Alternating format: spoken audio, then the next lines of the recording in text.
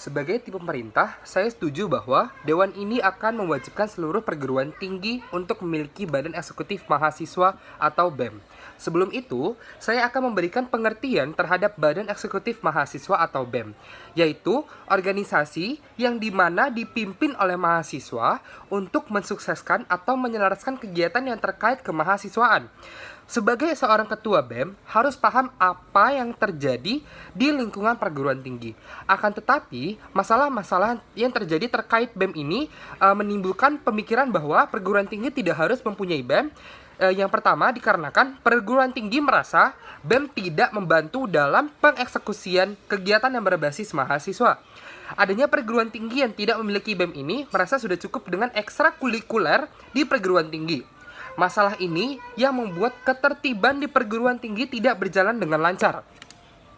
Dikarenakan tugas BEM tidak hanya membantu untuk membuat dan juga mensukseskan kegiatan mahasiswa, akan tetapi BEM juga membantu mentertibkan di wilayah perguruan tinggi, yang dimana perguruan tinggi punya sistem dan peraturan yang tidak akan bisa berjalan dengan lancar apabila tidak adanya BEM. Dikarenakan apabila perguruan tinggi tersebut memiliki mahasiswa yang cukup banyak dan sistem dan peraturan ini diatur oleh diatur oleh perguruan tinggi tersebut, maka sistem dan peraturan tersebut tidak berjalan lancar apabila tidak dibantu dengan adanya BEM.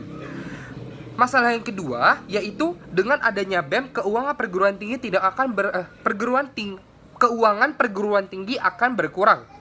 Padahal faktanya, yang pertama, BEM melakukan danusan atau jualan makanan atau barang untuk membantu dana kegiatan.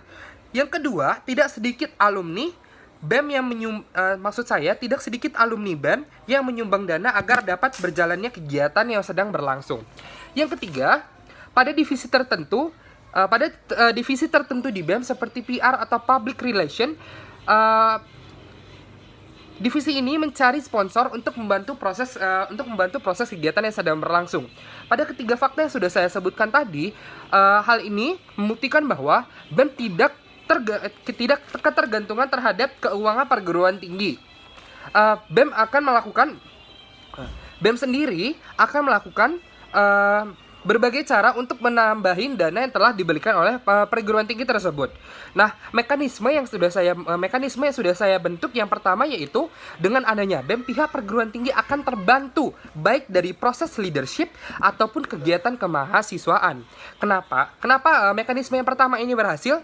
Hal ini terbukti faktanya bahwa dengan adanya BEM ini, perguruan tinggi tidak perlu perguruan tinggi ini tidak perlu melakukan sendiri proses kegiatan leadership ataupun kegiatan kemahasiswaan. Mekanisme yang kedua, BEM membuktikan bahwa politik di perguruan tinggi BEM membuktikan politik di perguruan tinggi berjalan sesuai dengan peraturan. Kenapa ini berhasil? Karena adanya BEM, politik di lingkungan perguruan tinggi karena adanya BEM, politik lingkungan perguruan tinggi akan sesuai dengan peraturan yang ada. Hal ini dikarenakan BEM dipimpin oleh mahasiswa, sekali lagi, yang dimana mahasiswa memiliki pemikiran yang kritis dan dinamis.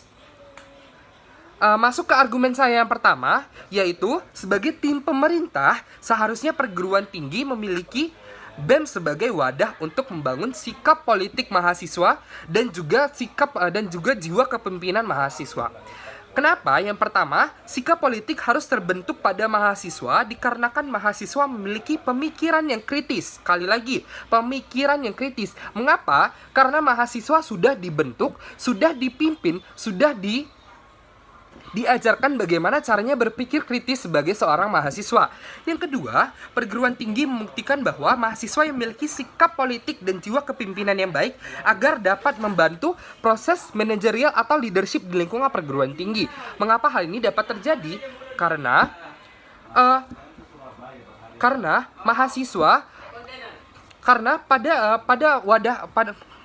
pada organisasi BEM tersebut dibina dan dipimpin bagaimana caranya membentuk leadership dan manajerial yang baik. Yang ketiga, sikap politik yang dimiliki sikap yang dimiliki ini nantinya bagaimana nantinya berguna apabila terdapat masalah pada lingkungan perguruan tinggi. Hal ini akan membuat adanya transparansi terkait masalah yang ada di lingkungan perguruan tinggi. Contohnya kasus yang ada di UI, yaitu tenggelamnya mahasiswa di danau UI. Hal ini dibuktikan bahwa BEM menguak bahwa masalah-masalah tersebut masalah-masalah tersebut menjadi transparan. Maksud saya, terbukti bahwa fakta-fakta yang diberikan BEM UI terkait masalah mahasiswa yang tenggelam di danau tersebut ternyata benar sesuai dengan faktanya. Argumen yang kedua yaitu BEM berguna sebagai wadah kreativitas dan melatih kepemimpinan. Hal ini merupakan salah satu hal yang terpenting tentang adanya BEM, dikarenakan yang pertama yaitu tidak hanya ekstrakurikuler saja, akan tetapi BEM juga merupakan wadah kreativitas mahasiswa untuk membuat kegiatan yang berbasis kemahasiswaan.